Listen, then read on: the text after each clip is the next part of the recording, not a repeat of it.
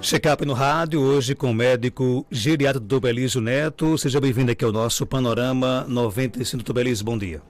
Bom dia, Marcos, mais uma vez. Bom dia, Geraldo. Bom dia a todos os ouvintes, internautas. Mais uma vez participando aqui do quadro Check-up no rádio, trazendo informações, tirando dúvidas sobre a saúde do idoso e sobre longevidade saudável. E para falar hoje de um tema que é o uso racional de medicamentos. E aí? Bem, essa semana, acho que é dia 5, o calendário celebra a conscientização sobre o uso racional de medicamentos. E aqui eu vou falar sobre o uso racional de medicamentos em pessoas idosas. Racional por quê? Porque o uso pensado, o uso programado, o uso planejado. Tanto para que a gente possa evitar os excessos, né? A população idosa naturalmente tem um risco maior de usar mais medicamentos e de ser acometida por reações adversas, haja vista sua reserva fisiológica, sua reserva física ser menor, então eles são mais vulneráveis a ter efeitos adversos, como o uso em subdoses, em subprescrição, a omissão terapêutica. Então, o uso racional não é só a gente diminuir, é também a gente propor não se omitir no uso daquele medicamento que tem que ser usado daquela forma. Então, um dos pilares da geriatria hoje é o M de medicamentos. Então, quando a gente fala em medicamentos, a gente fala de que toda consulta da geriatria, toda consulta do idoso, ela tem que ter a avaliação minuciosa de cada medicamento em uso, mesmo que aqueles medicamentos sejam prescritos por nós, pelo médico que assiste. Toda consulta é importante que os pacientes levem, além de um cuidador, de preferência, levem também a sua cartela de medicamentos, os medicamentos que está em uso, para que a gente possa fazer uma checagem minuciosa. Se ele está tomando nos horários certos, se ele não está tomando um medicamento a menos, se ele não está tomando um medicamento a mais. E para que a gente possa reavaliar a cada consulta a necessidade daquele medicamento. Porque a ideia a depender do medicamento, a gente tentar desprescrevê-lo. Aquela ideia, o que é desprescrever? A gente tentar tirar aquele medicamento que naquele momento não tem mais utilidade. Ele se torna um medicamento só que está aumentando o número e o risco dele fazer efeito adverso. Além disso, a gente checa se está faltando algum, se tem algum que era para estar, e se esse medicamento, ou se algum medicamento está sendo usado inadequadamente. Essa semana, por exemplo, a gente teve um exemplo de um paciente que teve um infarto há algum tempo, e esse paciente precisava tomar um AS todos os dias. E aí foi fazer um procedimento dentário, o dentista orientou a ele suspender 7 dias, como se faz, orientou corretamente, e o paciente esqueceu de voltar. Então, não é só para a gente suspender, para a gente brigar com o paciente que ele está usando errado, mas é também para a gente não se omitir. Não se deixa um paciente que já infartou sem tomar um antiagregante se ele não tiver contraindicações. Então, o uso racional de medicamentos passa por avaliar por cada consulta periodicamente. É o teste da sacola. A gente pede para eles trazerem, muitos esquecem, acham que na receita só a receita vai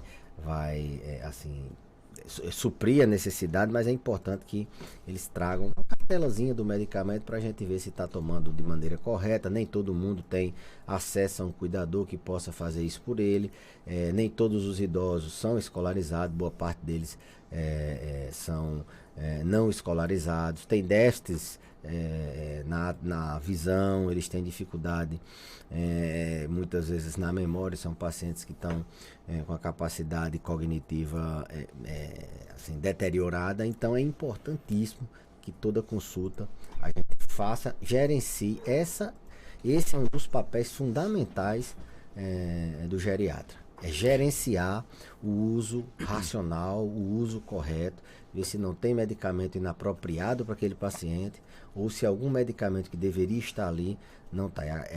Aquele dilema da polifarmácia e da não adesão ao tratamento, da subprescrição. Essa é a ideia, conscientizar a população, além, Marcos, da questão da automedicação. Você imagine nesse período de virose, quantas pessoas não estão tomando antigripais, medicamentos para diarreia, aí que o vizinho tem, que o irmão tem, que alguém tem, que o filho, o neto que foi na farmácia e comprou. Se a gente já tem preocupações com o número excessivo de remédios, a gente tem preocupação com a automedicação também. Então, mais uma vez, recomendo que na compra de algum medicamento, no uso de algum medicamento, esse paciente deve entrar em contato com o seu médico assistente, ou no mínimo ir a um posto de saúde, conversar com o ACS, né, com o agente comunitário de saúde, conversar com um técnico, alguém que entenda de saúde, que não possa prejudicar, de preferência com o médico. Por exemplo, os antigripais, eu falei, eu acho que semana passada, uma semana dessa, eles têm medicamentos que induzem quedas. A maioria dos antigripais tem antihistamínico de primeira geração, que facilitam muito quedas, e com o uso indiscriminado, naturalmente as quedas vão aparecer. Tem corticoide que pode aumentar a pressão, aumentar a diabetes, tem medicamentos que podem favorecer quadros de abertura de úlcera no estômago, quadros de dores no estômago. Então, além disso, eles podem anular o efeito de um medicamento que o paciente muitas vezes toma para uma doença crônica grave.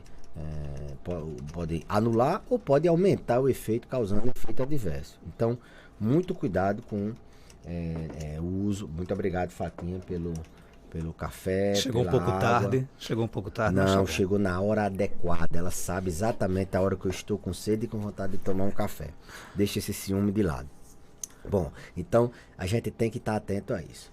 Doutor, mas assim, qual seria os efeitos adversos que um paciente pode ter de medicamento? Já que, olha, qualquer medicamento que a gente faça novo, eu sempre digo isso aos pacientes. Se tiver algum sintoma novo, até que se prove o contrário, é do medicamento. Qualquer medicamento, seja ele passado pelo médico ou não, você começou, teve efeito adverso, sentiu qualquer coisa, você tem que colocar a culpa nele até que se prove o contrário. Às vezes a gente consegue provar. Às vezes o paciente concomitantemente, ele está adoecendo, você faz o medicamento, ele progrediu a doença, mas ele acha que é do medicamento.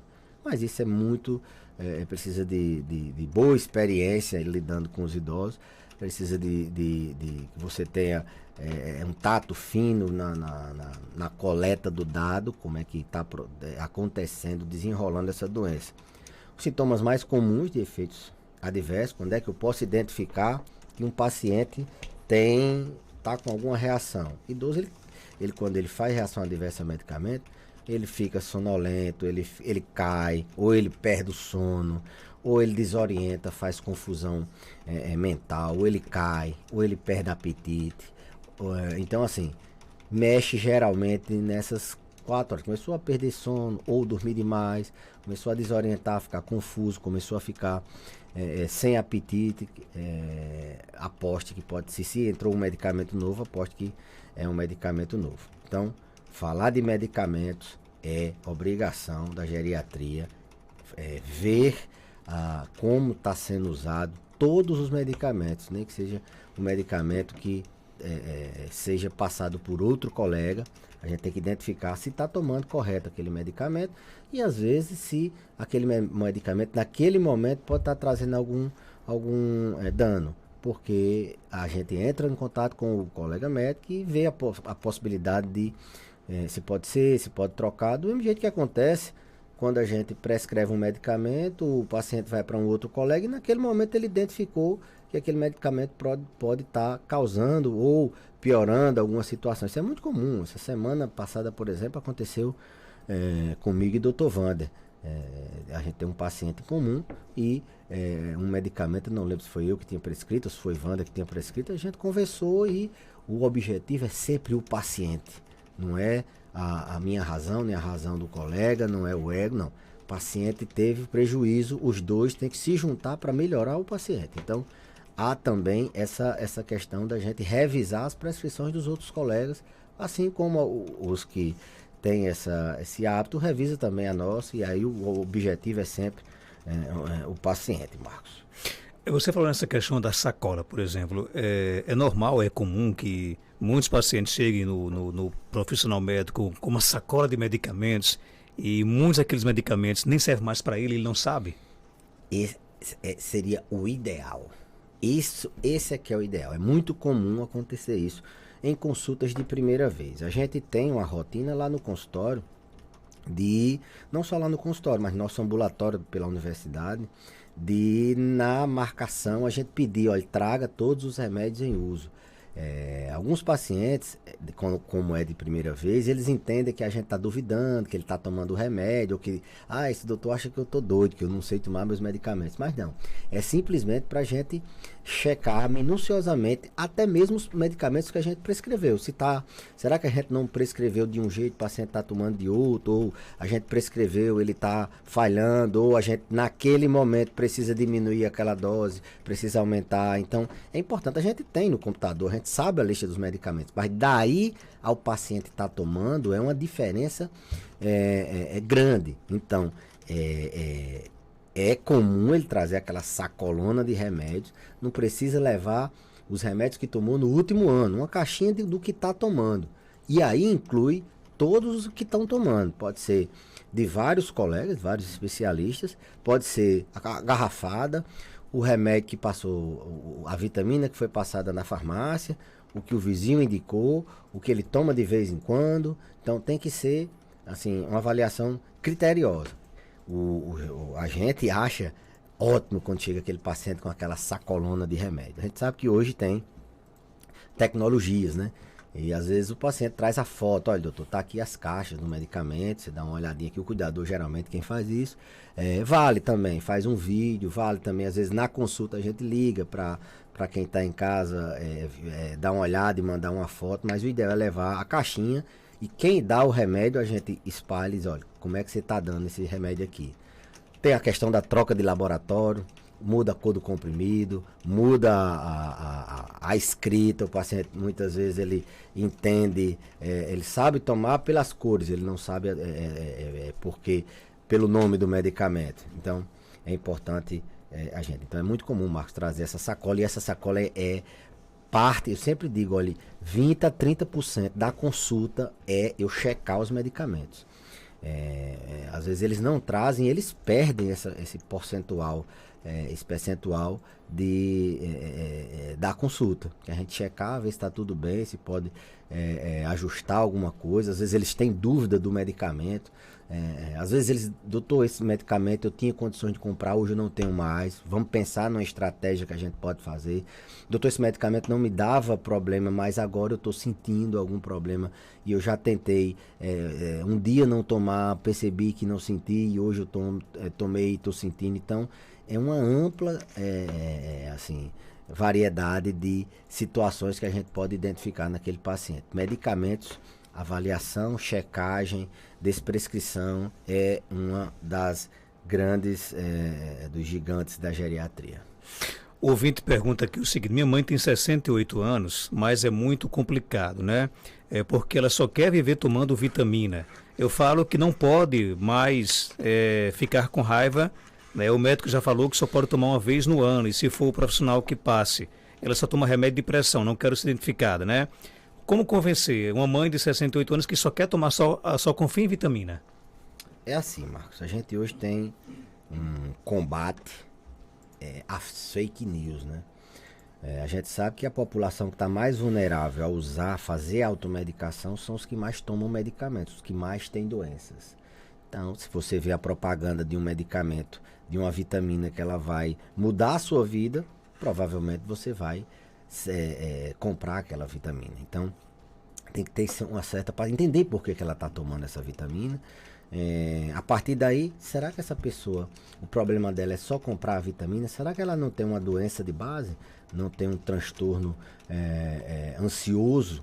A gente tem um tipo de transtorno ansioso chamado hipocondria. Pode ser um transtorno ansioso, a gente tem que tratar a hipocondria. Está sendo com a vitamina, mas pode ser com outra coisa. Então o que tem que se fazer é levar para o médico, não com esse objetivo, levar para o médico para ser avaliada, e aí o médico vai identificar se essa vitamina faz bem ou mal. Mas vitamina, Marcos, a gente tem nas frutas, nas verduras, a gente tem de graça, né? A vitamina D está no sol, né? A gente tem como usar as vitaminas na alimentação. Existem algumas, como eu falei, correntes de fake news por aí que apregoam que o uso de suplementos vitamínicos vai salvar a sua vida. A gente tem um bombardeio imenso, principalmente dos idosos, de que vitamina vai melhorar a vida dele, vai fazer isso, vai fazer. E muitas vezes eles trocam o remédio que era para estar tomando por uma vitamina. Com esse combate a fake news aí, com essas questões, cada vez mais as pessoas estão se educando a boa informação, acredito que isso tenda a diminuir. Tem gente na internet só se beneficiando com esse tipo de coisa e fazendo mal às pessoas. Está aí um problema de uma pessoa que é hipertensa, toma vitamina, mais um remédio que pode fazer a interação com o antihipertensivo dela, está canalizando energia para essa vitamina, está canalizando recursos para comprar essa vitamina. Não sei se é o caso dela, mas às vezes não está conseguindo pagar uma academia, uma hidroginástica, porque é o preço da vitamina, não está conseguindo fazer uma dieta melhor, comprar mais frutas e verduras, porque gasta com a vitamina. Então eu acho que isso tem que ser repensado. Levar para fazer uma avaliação, 68 anos já é uma idade para que a gente possa, principalmente com doença crônica, para fazer uma avaliação e a gente ver se essa vitamina realmente pode ser desprescrita. Bom dia, doutor Belísio. Minha mãe tem 74 anos e vários problemas nos ossos, labirintite, pressão alta, mas a briga dela é para não tomar o remédio direito. Vivo batendo na mesma tecla, porque tem um que é para ela tomar 2 ao dia e ela só toma 1, e não são todos os dias. Ela fica com raiva quando eu falo. E aí? Você vê como essa questão de uso de medicamentos, uso racional não é só o excesso, é também a não adesão adequada, né? É o paciente que toma em subdoses, ele acha que o remédio tem que ser 3 vezes ao dia, tomando uma. As pessoas têm que entender que a gente não pode ficar dependente de doença. A gente tem que ser muito melhor dependente de medicamento. Se o medicamento resolve, a gente tem que aderir ao tratamento. A adesão terapêutica é uma outra ciência. Você convencer o paciente de que ele precisa tomar aquele medicamento. Principalmente no mundo que a gente vive de fake news, de combate que os remédios são os vilões e de que os fitoterápicos, que as coisas naturais são os mocinhos. E existem vilões e mocinhos nas duas coisas. Então, essa dificuldade de adesão precisa ser, porque assim, se está tomando na metade da dose, ou está tomando uma vez ao dia e as outras 2 vezes, e não, eu sempre digo, olha, não tomar, não existe não existe medicamento que foi estudado para uma dose abaixo. Ele foi aprovado, a gente consegue manter, a gente tem os benefícios daquele remédio com a dose que foi preconizada, passada por estudos multicêntricos, randomizados, aprovada pela Anvisa. Se ele toma de forma diferente, não é mesmo que não está tomando. Ele não está fazendo o tratamento adequado, entra como se não tivesse tomando o medicamento. Então, está gastando dinheiro à toa, está perdendo tempo de se consultar, tem uma logística aí para consulta, pegar o carro para ir, gasta com gasolina, muitas vezes com passagem, viaja de uma cidade vizinha, tem o tempo de espera, tem o tempo da consulta, o tempo de voltar, a ida na farmácia para comprar, às vezes no posto de saúde é a mesma coisa, então perde tempo para quando chegar não tomar o medicamento. Tem mais perguntas aqui. O ouvinte quer saber o seguinte: da mesma forma que tem que ter cuidado para colocar medicamento, também tem que ter o mesmo cuidado para retirar o medicamento? É isso que eu falei. A dualidade, o paradoxo que é. O medicamento, quando a gente vai prescrever para um idoso, a gente pensa 3 vezes, 4, 10 vezes. Esse medicamento vai... Primeiro, a geriatria ela visa não só a eficácia, não só se aquele remédio realmente ele vai fazer o benefício. A gente visa também e muito mais a segurança. A gente vê muitos benefícios Inclusive, quando a gente vai para congresso, se fala muito em benefício de tal medicamento, tal, mas na geriatria a gente sempre vê a segurança do medicamento. Então, quando a gente vai prescrever, a gente sim pensa muito, é mais um remédio, é um remédio, será que ele tem interação medicamentosa com alguns outros remédios? A gente tem consenso de medicamento inapropriado para idoso. E a gente tem vários sites que eles conseguem, você digita os medicamentos, eles conseguem dizer quais as interações e os riscos daqueles medicamentos. Então, se eu colocar quando eu vou colocar mais um medicamento, eu sempre antes checo se tem alguma interação, proponho o medicamento que menos tenha potencial de problema e julgo se o risco de efeitos adversos é menor, a segurança é maior do que o benefício. Então, o mesmo cuidado que a gente tem para tirar, a gente tem também para colocar. A gente sofre muito isso no dia a dia, desse paradoxo. Reclamo quando a gente tira, paciente tomando um antipertensivo há muitos anos, às vezes a gente consegue, por outras formas, controlar a pressão dele. Quando a gente vai tirar, ele fica receoso. Da mesma forma que a gente, doutor, é mais um remédio, eles ficam receosos. A gente também, mas assim, somos treinados para isso. A geriatria é uma das expertises que ela tem, é avaliar o paciente num contexto global, não é só a doença, o benefício daquele remédio para aquela doença. É a segurança que aquele remédio também tenha num contexto geral do paciente como um todo. Muito bem, Lício, obrigado pela sua participação aqui no nosso programa. Eu que agradeço, Marcos, e até a próxima terça-feira, se Deus quiser. 7h16, doutor Lício.